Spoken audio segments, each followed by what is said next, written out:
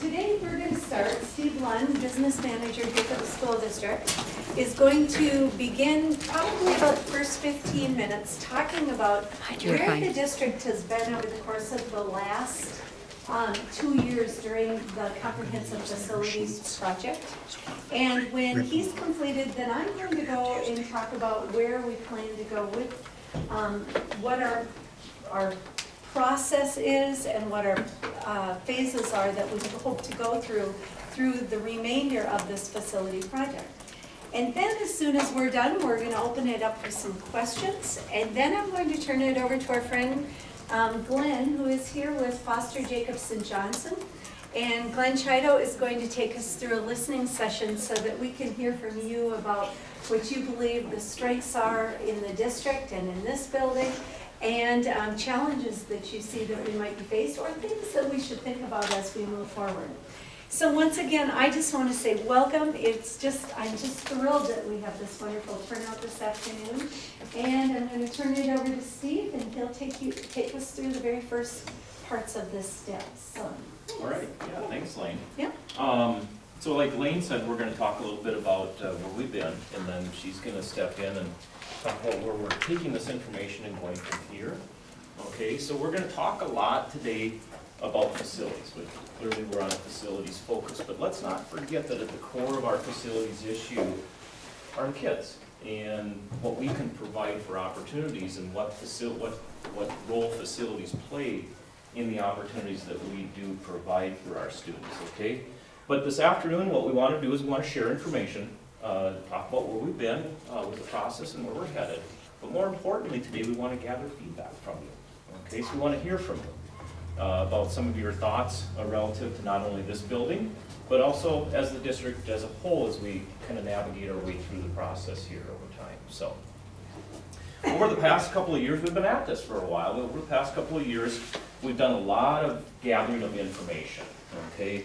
We've gathered information relative to our demographics as a community and our enrollment and projected enrollment as a school district. Not only where we've been and where we are right now, but more importantly, where we anticipate on going.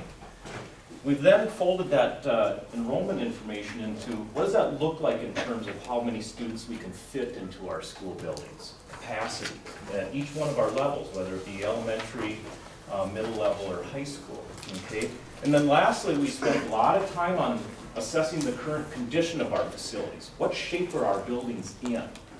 So we engaged with an engineering firm that came in and scoured our buildings from the basement all the way up to the roof and really gave us a really good assessment of what those future maintenance costs look like for each one of our buildings. And we kind of rolled it up into an entire number.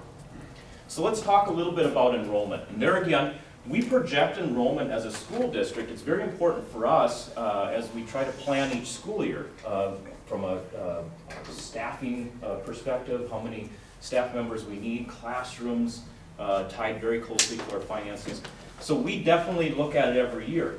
But as we looked at it through a little bit deeper lens and perspective of our facilities, we engaged with a demographer. And in fact, she was the former state demographer for Minnesota that came in here and looked at a few more things that we traditionally don't look at when we project enrollment.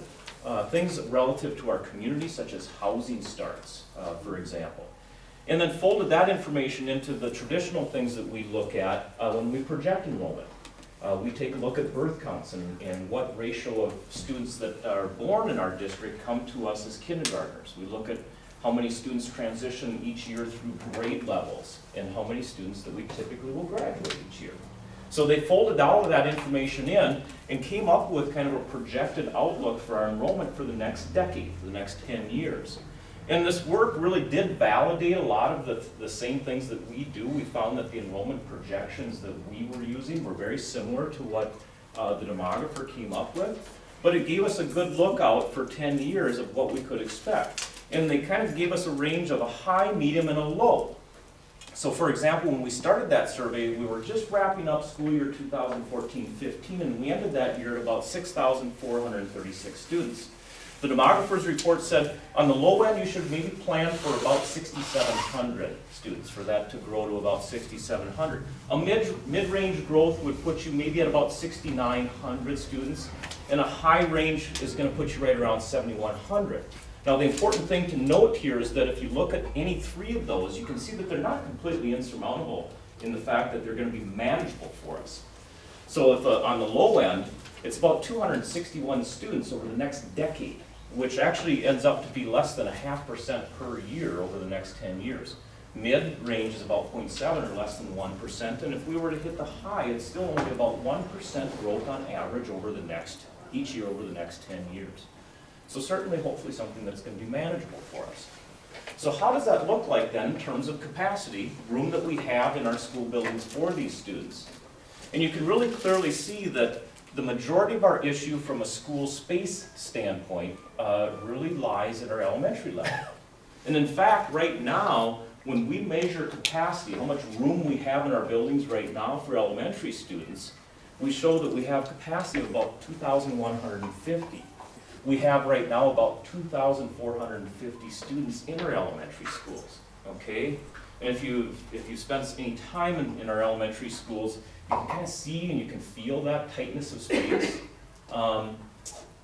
And when we measure capacity, not only do we look at just a high level of how many square feet per student we have in each building, but we also look at things such as the gymnasium, the size of the gym, and the size of the cafeteria, and the media center, and certainly the playground, the outdoor space.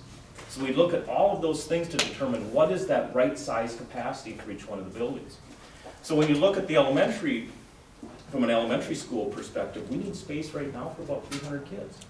And as you travel for the next 10 years, you can see that that can grow up to nearly 500, 475 that we should probably position ourselves for the next 10 years. As far as the middle school and the high school is concerned, we did a lot of things right when we constructed the middle school, but one thing we did do certainly was build a big enough. So when we look at current enrollment of about 2,000, it's got a capacity of about 2,200. So when you look at the enrollment with the average growth, there again, not the bottom line or the low line, but just kind of that middle growth, we're positioned fine to accept that growth and serve it.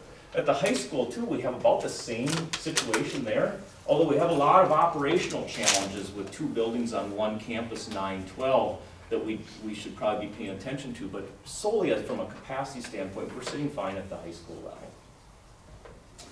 So when you look at space in our schools, we talked about the square foot per student and how we measured that capacity, and you can kind of see it. For this building, for example, this building has been our flexible space as we've seen that tightness in space at our elementary buildings. We have, in our history, traditionally we've kept a lot of our early childhood classrooms in our elementary buildings. And as those spaces have had to be dedicated to K-4 classrooms, we have centralized some of that early childhood space right here in this building. So when you look at the first floor of this building now, over the last 5 to 7 years, it's transformed itself to a lot of student spaces down there. And as we've made that transformation, we've taken and tucked all the storage things that we need to in different areas across the building, and even have had to utilize things such as hallways to make sure that we have those classrooms preserved for students, okay?